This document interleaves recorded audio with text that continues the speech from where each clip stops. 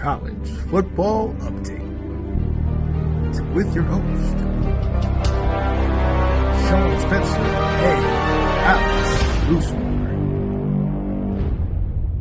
And I mean, you look at these numbers, and then I think we got to move on because they put all the guys that are on this that we're about to talk about to shame.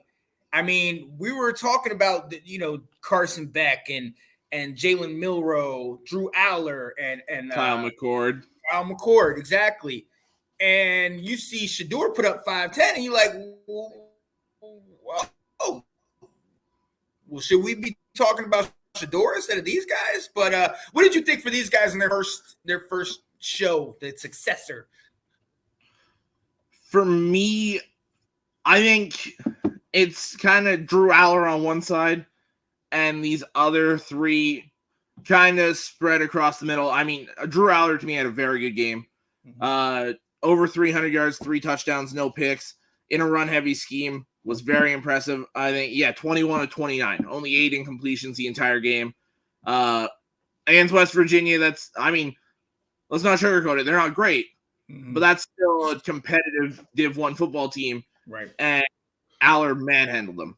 Yeah. Penn State manhandled them like they should have. So, I mean, I'm as a guy analyzing college football, I was happy to see that. As a Michigan fan, I was not happy to see that because they are rolling early on both sides of the ball. I mean, I'll stay in the Big Ten. I'll hop to Ohio State next. This one made me happy, but the other thing to think about is if you go back the last few years, Ohio State's offense has always started slow. Now, typically, it's not against an Indiana. Like last year, it was Notre Dame they started slow against. It wasn't week 1 2 years ago, but early on, it was Oregon they played. They've been playing some good teams where they've started slow. This one was different. This was, and I think McCord's the worst quarterback they've had under Ryan Day. Well, look that way. To be fair, it's kind of not hard to be the worst one. Well, I mean, you've got Justin Fields, who was very good. Yep. And CJ Stroud are the 2 quarterbacks he's had. So, I mean, it's hard to be better than those 2. Right. They've both been borderline elite, if not elite quarterbacks in college football under Ryan Day. So it was kind of time for them to essentially have growing pains at the quarterback position. He threw the pick. It wasn't a great throw. It was kind of a bad decision. But I unfortunately think they'll turn it around pretty quickly in the next couple of weeks. They better, because 2 weeks from tomorrow they're playing Notre Dame in South Bend. So they got to get it together quick. Who has the defense? I'm more concerned at them playing Indiana and struggling the way that they did. Yep. I mean, in Indiana, this isn't, we're talking about somebody on the line with like a Rutgers or something where their coach is on the daggone hot seat, Tom Allen, who, I mean, he's 6-18 in his last 2 years. I think they've won two Big Ten games over the last couple years. This is not somebody you struggle with. And again, the score was what? 23 to 3? Something like that. Yeah, they won by 20. Yeah, 23 to 3. I mean, come on now. Yeah, that should not have been that close. I mean, it's still a 20-point win. That defense showed up and showed out. They played very well. That defense was rolling early, but again, it's Indiana. That was kind of expected.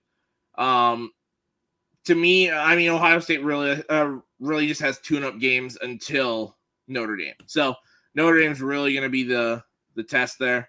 That guy's going to be special there. Oh yeah. And then going back to these quarterbacks, I mean, Milroe playing Middle Tennessee State, I wasn't impressed. Yeah. I mean, he 13 of 18, so the accuracy was good. 194 yards passing though. You got to be taking deeper shots against those kind of teams. Right. We've seen the Alabama quarterbacks the last decade plus under Saban. They aren't afraid to take those shots down the field, rack up 250, 300 passing yards, even in these run-heavy schemes when they're beating on these teams. and he got the 2 rushing touchdowns, but again, 7 carries, 48 yards. So, I mean, the numbers don't really impress me there. I didn't see much of the game. So all I can go off of is the numbers. Didn't really impress me much there. And then Carson Beck, I also didn't watch this game. His numbers were better, though. 21 to 31. So, again, accuracy is pretty solid there. Almost 300 yards. Only the 1 touchdown, but again, they were running the ball fairly well. Defense was controlling the game there. So not too much to kind of go off of there. Again, we need to see these guys against better competition before we can really say anything. But yeah, there's from 3 of them, there's definitely improvement needed. But Penn State, I think they're happy with what they got. Just keep rolling the way you are. And, I mean, there's a reason I picked them to be my 4th team in the playoff this year. Oh, yeah. Oh, absolutely. And I mean, for all the talk that we got about the Kyle McCords and the Jalen Milroe and the Carson Becks, it's just crazy that you see the opponents that they had, UT Martin, Indiana, Middle Tennessee State, and you see the big blowouts, but the performance that they had wasn't. I mean, I'll give Milroe his 5 TDs, yeah, but you're supposed to do that. You have a team full of 5 stars against a team full of 3 stars. That's what you're supposed to do. My coach would have said, yeah, you out-talented them. You didn't outplay them. You out-talented them. You were already better. So that's just what's going to happen. That Ohio State McCord, that does kind of bother me because another thing, Harrison wasn't even the leading receiver in this ball game. And that was almost invisible. Right. And wasn't that supposed to be the deciding factor between him and the other guy was that he had the relationship with Harrison?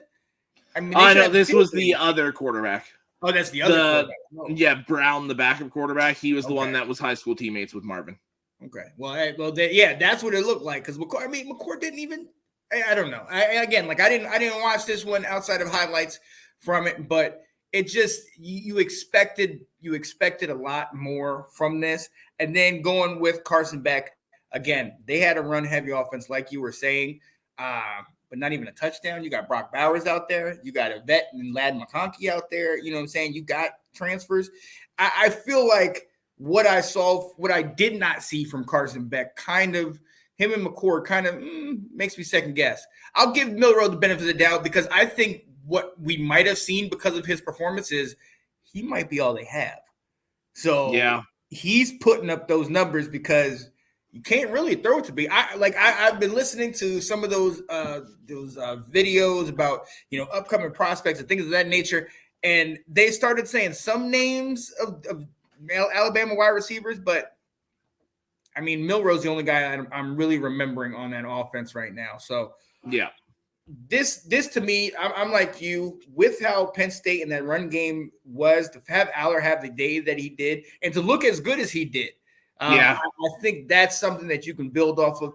But hey, every one of these guys is going to need to step the game up because, like you said, you're only a couple weeks removed from the time when they actually have to play some stiff competition with some defensive. So it's gonna be interesting. As still quack always. Absolutely. What is up, Cat, in your 1-0 Michigan State Spartans? They looked good. I'll give them that. Yeah. I thought that game was going to be a lot closer against Central Michigan, and they took control. Absolutely. So props to them. Who's the quarterback? Kim? 270 yards, I believe. Not bad. I can dig that. Alex said, if I'm being realistic, I see it going Oregon 40, Texas Tech 35. You guys are going to blow them out. Yeah, Texas Tech just lost to Wyoming in double overtime. Yeah. You know what I mean? I think you guys will be fine. And yeah, wait a minute, Alec. All right, I'll go on board with you talking about how your team's losing, but your team put up 81 points. Don't talk to me about your team going to struggle against Texas Tech. Yeah. Come on, man. What are you sketched out that they don't play defense in that conference either, or what? Right. They're not going to outpass you guys. I mean, what are we talking about here, man? It's 81 on their effing head, right? I can see you putting up in the 50s.